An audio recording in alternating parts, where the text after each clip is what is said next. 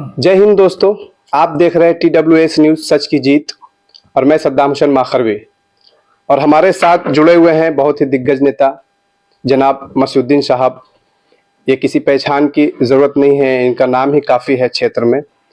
तो आज चर्चा सियासत को लेकर, हिसुआ विधानसभा को लेकर होगी। तो आइए तमाम तरह की बातें करते हैं। अभी प्रेजेंट में जनाब मसउद्दीन साहब जन स्वराज पार्टी के राष्ट्रीय प्रवक्ता हैं, तो मैं उनसे बात करता हूं। सर, TWS न्यूज पे आपका बहुत बहुत शुक्रिया, अभिनंदन, स्वागत है आपके सारे व्यूअर्स का और आपके माध्यम से सारे शुभकामनाएं देता हूं आपके व्यूअर्स को। धन्यवाद सर। तो बात हम लोग आज करने वाले हैं हिसुआ विधानसभा क्षेत्र को लेकर। बहुत हॉट सीट है दो, एक गोविंदपुर, एक हिसुआ विधानसभा। तो आप जो है इस हिसुआ विधानसभा क्षेत्र को किस नजरिए से देखते हैं, क्योंकि सियासत में आप एक मंझे हुए खिलाड़ी हैं, तो आपका नजरिया क्या कहता है सर? देखिए, हसुआ काफी राजनीतिक रूप से काफी चेतना की धरती रही है। बिहार के पहले मुख्यमंत्री स्वर्गीय डॉक्टर श्री कृष्ण सिंह की जन्मस्थली खनमा गांव है, जो हसुआ विधानसभा क्षेत्र में है। और महान स्वतंत्रता सेनानी काजी अहमद हुसैन और मोहम्मद हुसैन का भी गर्व है, जो राज्यसभा के 2 बार मेंबर रहे काजी अहमद हुसैन, और 2 मरतबा बिहार विधान परिषद के रहे। आज देख लीजिए जितनी बड़ी संस्थाएं बिहार में हैं, हमारे शरिया से लेकर सारी सब जनाब काजी अहमद हुसैन साहब के। तो काफी चेतना वाली धरती है, संघर्षों की धरती है। और आज़ादी के स्वतंत्रता आंदोलन में इस धरती ने काफी संघर्ष किया है। डॉक्टर स्वर्गीय शत्रुघ्न शरण सिंह, जो वहाँ के लगातार MLA रहे, वो बड़े स्वतंत्रता सेनानी, अजीम मुजाहिद आज़ादी थे।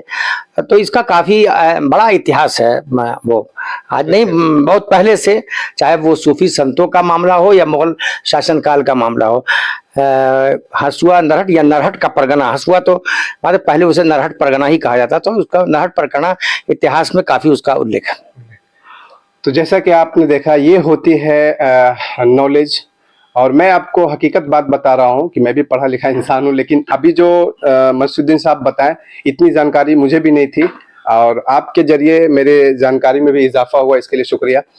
लेकिन बात आज हम इस मुद्दे पे भी करने वाले हैं कि आप जब जन स्वराज पार्टी में जुड़े, तो हम लोगों को बहुत बड़ा उम्मीद था कि हो सकता है कि आप इस बार उतरे मैदान में। ऐसा क्या हुआ? मतलब आप चाहे नहीं या फिर बात नहीं बना, ऐसा कुछ? नहीं, प्रशांत जी जब जदयू में थे, हम भी जनता दल यू में थे, तो NRC के सवाल पर नीतीश कुमार ने प्रशांत किशोर जी को पार्टी से किया, चूंकि उनका कहना था कि NRC के सपोर्ट में, कानून के पक्ष में नहीं रहना है, हमको इसका विरोध करना है। नीतीश कुमार ने भी हामी भर दी। लेकिन उसके बाद भी जनता दल यू ने जब NRC का सपोर्ट किया, तो प्रशांत जी ने इसका विरोध किया, और उनका साथ पवन वर्मा भी दे रहे थे, जो राज्यसभा के पूर्व सांसद थे। तो इन दोनों को जब पार्टी ने निकाल दिया, तो हम लोगों ने भी विरोध में जनता दल यू हजारों लोगों की मौजूदगी में नवादा में छोड़ दिया था जनता दल यू। तो तब से लगातार संबंध रहा है, उनकी पद यात्रा के मोमेंट में रहे। हम लोग इसके लिए नहीं है कि ये एक बदलाव हो रहा है पिछले 35 सालों से। आप जानते हैं कि बड़े समाजवादी चिंतक और देश के बड़े राजनेता स्वर्गीय राम मनोहर लोहिया ने कहा था कि जिंदा कौमें 1 हफ्ता इंतजार नहीं करती। लेकिन 35 सालों से लालू परिवार की हुकूमत, 1990 से 97 तक लालू जी और संता चारा घोटाले में जब वो जेल जा रहे थे, तो उन्होंने अपनी अनपढ़ बीवी को बिहार का वजीर आला बना दिया। जबकि उनके पास जगदानंद सिंह, मनरेगा मैन रघुवंश प्रसाद सिंह, हमारा शेर बिहार उस वक्त जिंदा था, गुलाम सरवर साहब, जाबिर हुसैन साहब, शकील अहमद खान साहब, अब्दुल बारी सिद्दीकी साहब, ऐसे बड़े बड़े लोग थे।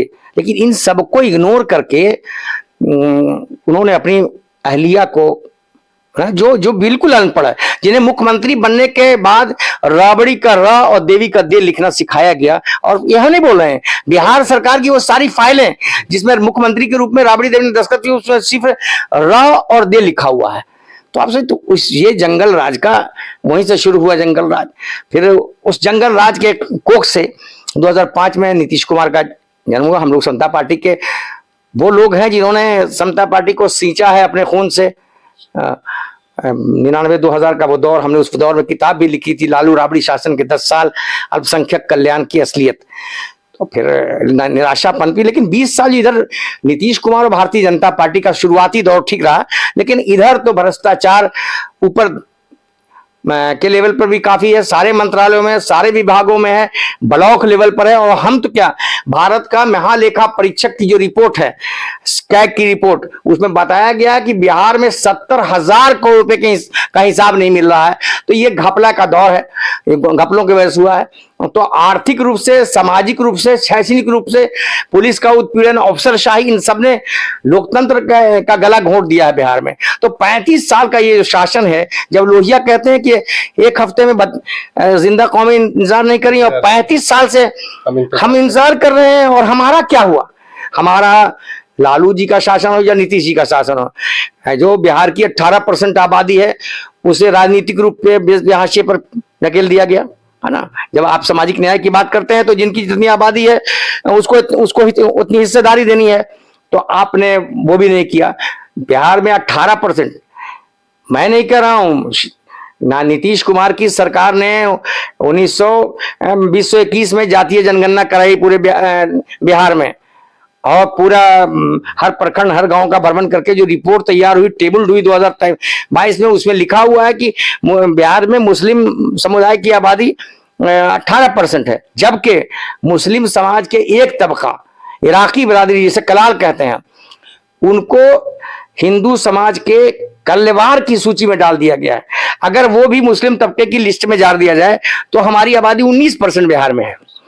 तो 19% आबादी का हश्र ये है कि पिछली बार राजद ने 25 टिकट दिया था इनको, इस बार 18 टिकट दिया, और अपनी बिरादरी जिनकी आबादी 13% है उनको 51 टिकट दिया। तो इस तरह से सब देखिए, बाबा साहब भीमराव अंबेडकर ने कहा है, हमारे मुस्लिम नौजवानों को इस बात को समझना चाहिए। बहुत पढ़ लिख जाने से ये नहीं होता कि वो बहुत शऊर वाला आदमी है, सियासी शऊर हो, राजनीतिक समझ अलग चीज है ना, वो तजुर्बे की बुनियाद पे। तो ये समझना चाहिए कि बाबा साहब भीमराव अंबेडकर ने जो कहा है कि political power is the key of all development. आपका समाजी सुधार हो, राजनीतिक हो, शैक्षणिक हो, नौकरी का मामला हो, ठेकेदारी पट्टेदारी का मामला है, जब तक आप सत्ता पर कब्जा नहीं करेंगे तब तक आपका कल्याण नहीं हो सकता है। तो ये जो बदलाव था, ये जो भारतीय जनता पार्टी और राजद का, कि तेजस्वी और लालू का चेहरा दिखा करके उधर ध्रुवीकरण किया जा रहा है कि भाई लालू आ जाएगा, तेजस्वी आया तो हमको वोट दो। तो भाजपा का भी एक पक्ष, जो लोग हैं जो भारतीय जनता पार्टी को वोट नहीं भी देना चाहता है, वो दे रहा है भारतीय जनता पार्टी को।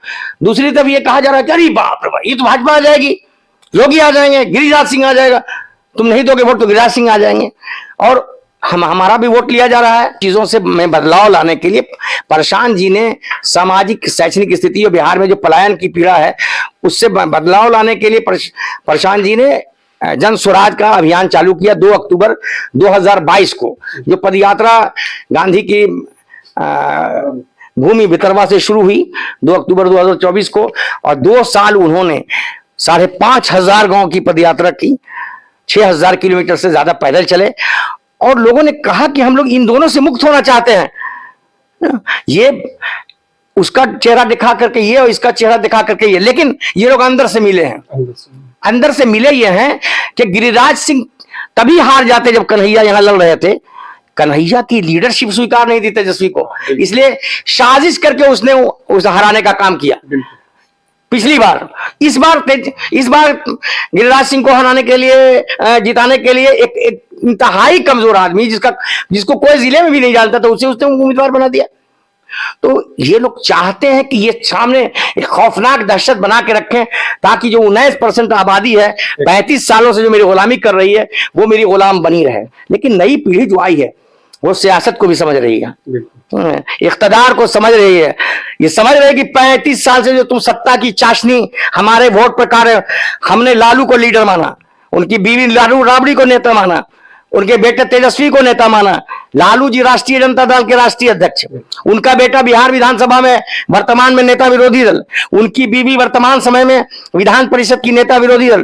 तो ये सारा तुम ही मलाई चार्ज करते रहोगे तो ये कब तक। ये आपको बता दें, अभी नीतीश कुमार के साथ जो 17 महीने की हुकूमत रही तेजस्वी की, सारा डिपार्टमेंट, क्रीम डिपार्टमेंट उसने रखा, रोड RCD उसने रखा, रूरल सड़क उसने रखा, हेल्थ उसने हेल्थ भाई मैंने रखा, तेज प्रताप ने। तो ये सारा मिला के सारा पद जो है चेयरमैन, अब मुसलमान के अब्दुल बारी सिद्दीकी जैसे बड़े लीडर जो जिन्होंने स्वर्गीय भारत रत्न स्वर्गीय कर्पूरी ठाकुर के साथ के सहयोगी में काम किया, उनको दिया क्या दिया? उनको दिया वित्त विभाग विदाउट कमर्शियल टैक्स, जिसका काम है सिर्फ मंत्री का कि बजट साल में एक बार पेश कर दे, फोटो, हाँ, उसके बाद कुछ नहीं, बस चेहरा दिखाने के लिए। तो इन सब चीजों को नई पीढ़ी समझ रही है और बदलाव के भीड़ में है। ये बिहार की 18-19% मुस्लिम आबादी है, वो भी बदलाव चाहती है। और बदलाव की वो आप देखा होगा कल जोकीहाट में सरफराज अहमद जहां से चुनाव लड़ रहे हैं जन स्वराज पार्टी से, जिसे सीमांचल का गांधी कहा जाता था, स्वर्गीय तस्लीमुद्दीन साहब, जो कभी मुख्यमंत्री के रूप में उनका नाम आता था बिहार में। जब राबड़ी देवी, जब लालू जी जेल जा रहे थे चारा घोटाले में, तो उस वक्त जिन लोगों का नाम आया था उसमें इनका भी नाम आया था।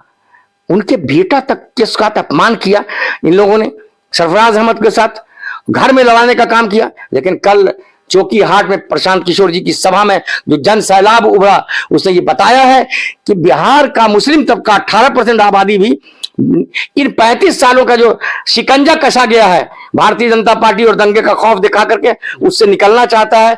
और प्रशांत जी इस बात के साधुवाद उनको देना चाहिए कि पहली मर्तबा एक पार्टी है जन स्वराज जो रोटी, कपड़ा, मकान, बेहतर अस्पताल, आधुनिक स्कूल, प्रवासी मजदूरों पे भी पलायन की पीड़ा। शेक्सपियर ने की तरह बिहार में एक बड़ा शेक्सपियर पैदा हुआ है, जिसे भोजपुरी का शेक्सपियर कहा जाता है, भिखारी ठाकुर। स्वर्गीय भिखारी ठाकुर का नॉवेल है, रचना है विदेशिया। विदेशिया में जिस पीड़ा को व्यक्त किया गया है, पलायन की पीड़ा को, किस तरह अपने माँ बाप, अपनी पत्नी, अपनी बहन को छोड़ के बाहर जाता है कमाने के लिए, और फिर साल में एक आध बार पति अपने पत्नी को देखती है, माँ अपने बेटे को देखती है, बहन अपने भाई को देखता है।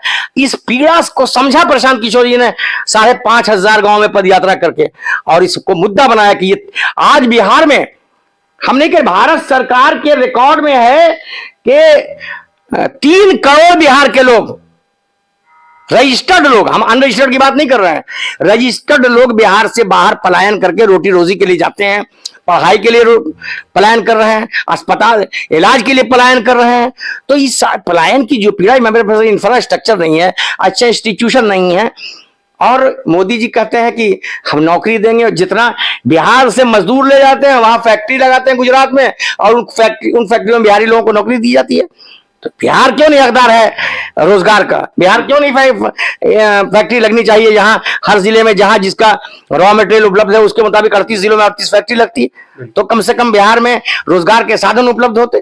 तो इन सवाल के साथ बिहार में बदलाव है, और 18% आबादी भी बदलाव है। और इस बार निश्चित रूप से बिहार में 2025 को में जो सरकार बनेगी वो जन स्वराज की सरकार बनेगी। जन स्वराज की, बिल्कुल, ये बहुत बड़ी बात है। मेरी सच देखिए 3 साल उनका 3 साल का उनका कार्य मतलब ये रहा है, पूरा मेहनत रहा है, और देश में जो वर्चस्व उनका बना है इस लिहाज से, और लोगों का जो चाहत है, इस सब तमाम चीजों को मद्देनजर रखते हुए आप आकलन निकाल रहे हैं ना। देखिए होता क्या है कि जो लोग भी आ रहे हैं, आपने देखा छठ में जो लोग आए, उनसे पूछिए जो लोग पलायन किसको वोट देने जा रहे हैं। नौजवान तबका प्रशांत किशोर का दीवाना है, दीवानगी की हद तक प्रशांत किशोर से प्यार करता है, वो किसको वोट देगा? महिलाओं में एक बड़ा तबका जो बदलाव चाहता है वोट देगा। तो एक ऐसी पार्टी जिसका गठन 2 अक्टूबर 2024 को, अभी 1 साल कुछ महीने माने कुछ दिन हुए हैं, वो पार्टी तीसरे विकल्प के रूप में बिहार में उभरी है, और सबको नानी याद है। आपको आप देखिए कि एक सिख के मेडिकल कॉलेज पर भारतीय जनता पार्टी का जो बिहार का अध्यक्ष दिलीप जायसवाल, वो कब्जा कर लिया है, और राष्ट्रीय जनता दल की जो विधान परिषद में नेता है पूर्व मुख्यमंत्री राबड़ी देवी, कहती है मेरा मुंह बोला भाई है ना, इनके मैच फिक्सिंग चल रहा है।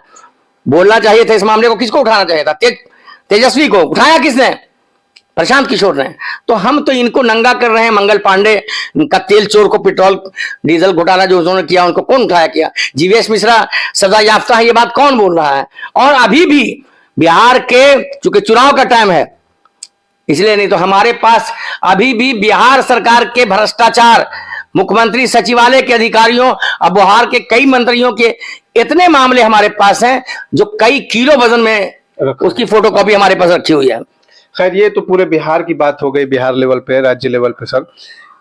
अगर मगध में अगर देखा जाए तो नवादा जिला के जो गोविंदपुर क्षेत्र पड़ रहा है विधानसभा, कमरान का टिकट काटा गया है, इस पे आपका क्या कहना है? देखिए, कामरान साहब का टिकट काटना एकदम यह है कि उसको, तेजस्वी को लीडरशिप नहीं है ना। तेजस्वी को टिकट इसने क्यों दिया था आपको मालूम है? कामरान साहब ने, कामरान साहब लगातार 3 मरतबा निर्दलीय रहे और 39-40 हजार वोट आया। तो उस 39-40 हजार जो जनता की ताकत थी, समाज के सभी वर्ग की ताकत थी, उस वोट को देख करके इसने टिकट दिया था। लेकिन लगा कि मगध की धरती से एक लीडरशिप पनप जाएगी जिसको समाज के सभी वर्ग के लोग नेता मान रहे हैं, इसलिए तेजी से जब्ह कर दिया। इनको क़यादत हमारी पसंद नहीं है। ये चाहते हैं कि किस नाम का मुसलमान हो जिसको दाढ़ी बढ़वा दिया जाए, टोपी पहना, कहा ये तुम्हारा नुमाइंदा है। तो ये इन बातों को नौजवान समझ रहा है। ऐसे लोगों को सामने करके बाकी तमाम मुस्लिम नौजवानों को हकमारी की जा रही है, बंधुआ मजदूर के तौर पर सब। क्या देखिए, किसी भी समाज के, अल्लामा इकबाल ने कहा है कि कौमों के लिए मौत है मरकज से जुदाई। मरकज माने लीडर, क़यादत। कौमों के लिए मौत है मरकज से जुदाई, हो साहिब मरकज तो खुद ही में है खुदाई। तो अपनी एक साहिब मरकज पैदा कीजिए। कामरान साहिब मरकज बन रहे थे, इसीलिए तेजस्वी ने सीधे जबा कर दिया। और आपको बता दें कि कुछ मुसलमानों को जो 25 टिकट पिछली बार मिला था, इस बार तो 18 हुआ, उसमें बड़े लोगों को इनके टिकट काउंटर पर खड़े होकर के गिव एंड टेक के बुनियाद पर टिकट मिला है। इसलिए इस बात नहीं है। 21वीं सदी का भारत है, 21वीं सदी का बिहार है, 21वीं सदी में मुसलमानों की युवा पीढ़ी भी है। तो 21वीं सदी की पीढ़ी सूचना से, इंफॉर्मेशन टेक्नोलॉजी से लॉस है, उसको 9वां फेल तेजस्वी पढ़ा नहीं सकता है। बिल्कुल, ये बात तो है। इसलिए आप इत्मीनान रहिए कि तब्दीली की लहर समाज के, जन स्वराज पहली पार्टी है जो बेस पर, हम हिंदू मुसलमान की बुनियाद पर, मंदिर मस्जिद के नाम पर नहीं वोट चुनाव लड़ रहे हैं। हम चुनाव लड़ रहे हैं रोटी और कपड़ा और मकान, बुनियादी सवाल पर हमने सारे लोगों को लाकर पटक दिया है। हमने जो बातें कही है वही जदयू कर रहा है, अपने मैनिफेस्टो में कह रहा है, या चुनाव के पहले घोषणा कर रहा है, राजद वही काम कर रहा है। तो हमने जो सवालात किए थे, सही लोग, सही सोच, सामूहिक प्रयास, जो हमारा 5 एजेंडा है, उस एजेंडे पर हमारी सरकार जिस आएगी तो हम बताएंगे कि किस तरह पलायन को बंद किया जा सकता है। अच्छा, तो सर अभी हिसुआ विधानसभा में आपका जो प्रत्याशी उतरे हुए हैं, उनको लेकर मतलब आपका क्या है? हिसुआ विधानसभा क्षेत्र से हमारे प्रत्याशी श्री सुखदेव वर्मा जी हैं, जो जिला परिषद भी हैं अकबरपुर के एक क्षेत्र से, और एक अच्छे समाज सेवी हैं। बहुत अच्छा है बिहार। हिसुआ विधानसभा जी उसी बिहार में है जहां बदलाव की लहर है, और निश्चित रूप से सुखदेव वर्मा जी की भी जीत सुनिश्चित है जी। फिर ये दो जो चेहरे हैं, जो अगर कांग्रेस की तरफ से माना जाए तो सिटिंग सीट कहने वाले वर्तमान विधायक नीतू सिंह जी हैं, फिर अनिल सिंह जी हैं, पूर्व विधायक भाजपा के 3 बार रह चुके हैं, फिर आजाद समाज पार्टी से भी आए हुए हैं धर्मेंद्र राजवंशी। इन तमाम के बीच फिर जन स्वराज को भरना कितना मुश्किल है और कितना आसान है? देखिए, जन स्वराज को मैंने कहा ना कि कोई मेरा वोट बैंक नहीं, जैसे भारतीय जनता पार्टी के लोग कह रहे हैं कि फलना जाति मेरा वोट बैंक है, कांग्रेस गठबंधन के लोग कह रहे हैं कि मेरा वोट बैंक है। तो हम तो, मेरे पास तो हर बैंक मेरे पास है, हर समाज का, हर समाज का नौजवान मेरे साथ है, समाज का हर तबका मेरे साथ है। तो उनकी बुनियाद पर जो लहर है, अंडरग्राउंड करंट है, अंडर करंट है जन स्वराज के पक्ष में, जो अंडर करंट सुखदेव जी वर्मा जी को निश्चित रूप से जिताएगा। आप कांग्रेस की बात कर रहे थे, पिछले 15 साल वहां यहाँ भारतीय जनता पार्टी के एमएलए रहे, तो उन्होंने तो अछूत माना मुस्लिम तबके को, यादव को, दलितों को, उनका काम नहीं किया, विकास का काम नहीं किया, अपने एमएलए फंड से काम नहीं हुआ। लेकिन कांग्रेस की जो पिछले बार जीती श्रीमती नीतू जी, तो उनको जिताने में हम लोगों का क्या योगदान है, उन्हीं से पूछिएगा। लेकिन 5 सालों में उन्होंने क्या किया? 15 साल से तो हमारा विकास हो ही नहीं रहा था, तो इनको चाहिए था कि 5 साल में कुछ आप तो करते। इन्होंने भी कुछ नहीं किया। जो इनको 16 करोड़ रुपया मिला एमएलए फंड का, उससे हमारी 18% आबादी को दे देते। 18% 5 साल का पैसा लगभग 3 करोड़ रुपया देना चाहिए था। यादव को भी देना चाहिए था 3 करोड़ रुपया, दलितों को भी देना चाहिए था। तो इस 16 करोड़ का हिसाब देने को तैयार नहीं है। तो निश्चित रूप से इन सवालात को लोग पूछेगा न। हम चाहते हैं कि मेरा समाज भी सवाल करना सीखे, सवाल करना चाहिए। जनादेश जनता देगी, जिसकी हमको पूरी अपेक्षा है, जो बदलाव की लहर है, तो उसी में देखिएगा। कोई प्रशांत किशोर जी उम्मीदवार नहीं, कोई बिहार का कोई नौजवान, कोई लड़का जनस्वराज से मुख्यमंत्री हो जाएगा। अच्छा, ऐसा है। हाँ बिल्कुल।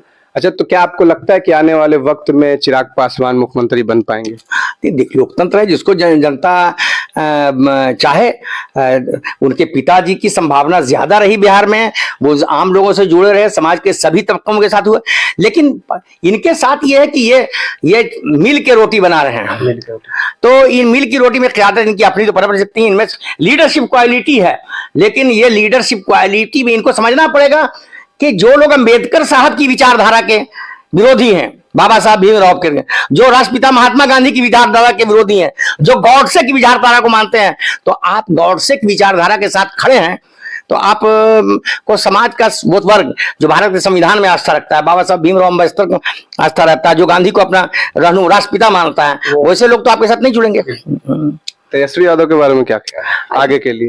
इस बार तो कोई चांस नहीं, इनको पढ़ लिखना चाहिए। अभी नेता विरोधी दल भी हैं, लेकिन इनको पढ़ाई लिखाई करनी चाहिए, कम से कम कुछ पढ़ लिख लें।